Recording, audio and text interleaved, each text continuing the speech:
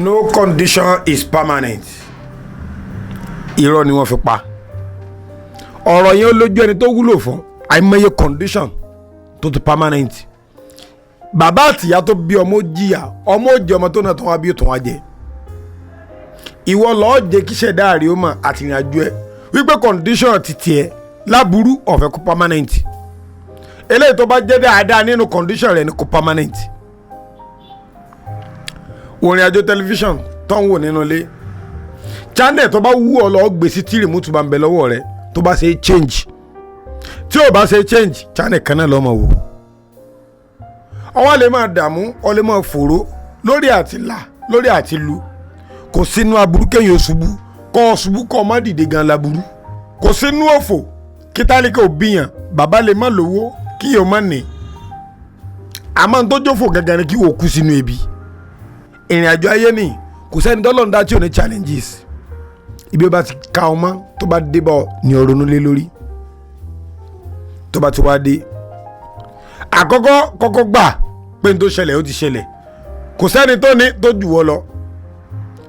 Àdánwò tí ò lè jẹ́ tèmi ò lè jẹ́ tiẹ̀ torí kálukú ọ̀tọ̀ọ̀tọ̀ ni. Torí oríire mi ń bẹ fún mi oríire rẹ̀ ń bẹ fún ọ.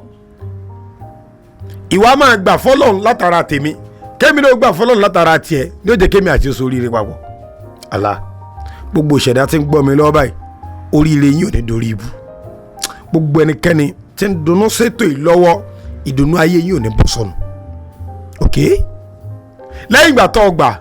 wípé àdánwò ìtì ẹni tán má wàá sá má sá dúró sórí rẹ̀ sọrí kànga tá a gbẹ́ díẹ̀ tí ò kan mi tọ́ bọ́bọ̀ mi tí ò kan mi tọ́tún bọ́bọ̀ mi tí ò kan mi àkókò tó olùfọ́nà bíi mẹ́ta sọ́nà mẹ́rin yẹn tọ́ bá lò sọ́nà kan ó ṣe é ṣe kọ́ kan mi o tọ́ bá wá ní yóò padà kan mi náà ní sàjà máa gbẹ́ kí wọ́n máa kà fún ọ ni o wá ronú sọ̀rọ̀ mò ń sọ ní táyé òfin gba tèmi ìrìn àjò kan mò ń rìn ní tí ò fi dáa kí lèmi gẹ́gẹ́ ṣe tí ò bá ṣẹ̀dá mi mu sáàsọ̀ kan mò ń wọ̀ tí ò jọmọ́ tèmi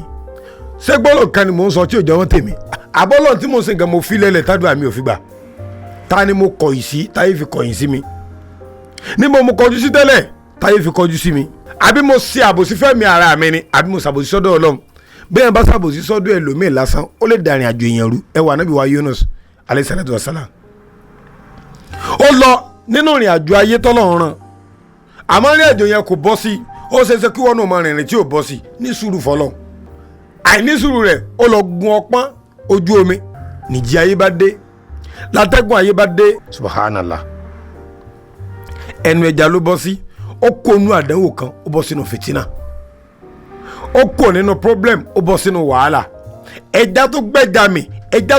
mi ní pọ̀nà keje ibẹ̀ ló ti wá ronú bó mo ti ń bọ̀ bó mo já sí kí ni ìrìn àjò tí mo rìn kí ni tí mo ṣe láì dáa lẹ́yìn ìgbà tó gbà padà wò ní kò sẹ́ni tó mú wá tó jọ lọ́lọ́ ó dọ̀kan rẹ̀ padà sọ́dọ̀ Ọlọ́run lẹ́yìn ìgbà tó dúró ṣinṣin wípé inú pọ́blẹ́mù tí mo wà máa kúrò ẹlòmíì àdánwò kékeré ló kàn ó sì fẹnu ara rẹ̀ pekú fúnra rẹ̀ ní kúbadé àdánwò tó wáyé dandan ni kò kú ń bẹ pẹ̀lú gbàgbọ́ ibẹ̀ ni Yunus ti wá ronú pé mo ti ṣàbòsí fẹ́mi mi mo ti ṣàbòsí fọ́lọ́run mi o ó wá dá ọkàn padà la ilaha illa anta subhanaka inni kuntu minaz zalimin níwájú lẹ́yìn láàrin lókè nílẹ̀ kò mọ̀ sẹ́ni bí ìrẹ́ Ọlọ́run mímọ́ fún ọ o mo ti ṣàbòsí fẹ́mi mi mo ṣàbòsí fún Ọlọ́run dákun dáríjì mi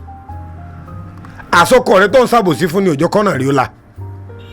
àṣàbòsí tó ń ṣe fún ìyàwó rẹ ní òjò kíṣẹ́ rí ó lọ déédéé dákun mọ́ ṣàbòsí fọ́mọ rẹ ntọ́lọ́ ń bá fún ọ náà lé lórí ọmọ sẹ́ mọ́ ṣàbòsí fọ́gà rẹ ntọ́lọ́ ń bá rán ọ dákun jẹ ọ̀gá dákun mọ́ ṣàbòsí fọ́mọ sẹ́ ntọ́lọ́ ń bá rán sọmọ sẹ́ dákun jẹ gbogbo tọ́lọ́ ń bá fún ọ fi ràn yàn lọ́wọ́ mọ́ ṣàbòsí fọ́mọ làkejì rẹ mọ́ ṣàbòsí fọ́rẹ́ rẹ àbòsí tí Yunus ṣe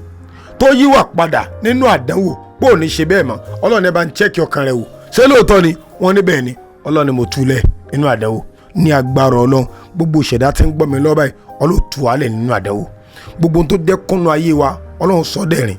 condition wa láburú má jẹ́ kó permanent látòní lọ bí ẹ ń bá gòrí bú kúrò lára wa ń bẹ nínú wa báyìí tó yẹ pé ayé ti dè sẹ́kẹ̀sẹ̀kẹ̀ lọ́wọ́ àti lẹ́sẹ̀ ọlọ́run wọlá àkókò tá a wà yìí wọlá ọjọ́ òní wájú rẹ̀ wọlá àkókò tí wọ́n gbọ́rọ̀ mi lọ́ba yìí bá ń tú wọn lẹ̀ gbogbo ẹni tí wọ́n fi chain dè bá ń jà ẹni tí wọ́n fi okùn dè bá ń tú lẹ̀ ẹni tí wọ́n fi wọn orí dè ẹni tí wọ́n fi òwú aláǹtakùn dè ọlọ́run bá ń tú lẹ̀ ogun àlákàlà káfojú kọjá ń káwọ̀ promise and fail àti gbogbo ogun tí ń bẹ nínú ayé wa wọlá àjẹkùsọ rẹ̀ ọlọ́run dákun tú wa lẹ́ ń bẹ mọ́ dá wa láàmú prayer point tèmi àti ẹ nígbàgbọ́ pọ́lọ́n rẹ̀ fi ọ́ lẹ́lẹ́ o mọ́ ṣàbòsí fún yàn o mọ́ ṣàbòsí fẹ́mi ara rẹ̀ dúró tíyàn kọ́lọ́ náà lè dúró tí ọ mọ́ fìyàn lẹ̀ kọ́lọ́ mọ́ fi ọ́ lẹ́lẹ̀ mọ́ pààyàn lẹ́kún kọ́lọ́ mọ́ pàwọ́ náà lẹ́kún àtẹ̀mí àti ọlọ́run náà pa wá lẹ́kún mọ́ gbàgbé láti mọ́ fi ránṣẹ́ síyàn bọ́ọ̀ bá ṣe ń ṣe bẹ́ẹ̀ ẹlòmíì mọ̀ kú ònú àdánwò bọ́ọ̀ bá ṣe ń ṣe bẹ́ẹ̀ ẹlòmíì mọ̀ kú ònú fìtínà nítorí fi lè mú ọ mú yàn kú ònú àdánwò pẹ̀lú dátà tọ́ ọ lò wàhálà ìwọ náà kú ònú àdánwò lágbára ọlọ àtẹ̀mí àti àdánwò orí ibú ọlọ́mọdé ṣẹlẹ̀ lé lórí tó bá fẹ́ gbádùn àwọn prayer point wa dáadáa wọ́wọ́nú YouTube wa lọ Alfa Jeje Agba TV kílíkì subscribe àti bell ti bẹ́ẹ̀ gbà tá bá ti release ẹ̀ mọ̀ rí mbẹ́ ọ̀rọ̀ yín ti dayọ̀ don't forget to comment say amen tó bá ti sọ pé àmì ọtí claim ti tiẹ̀ àdúrà rẹ̀ bá gbà Alfa Jeje Agba ló kọ́ mi. Assalamu alaikum.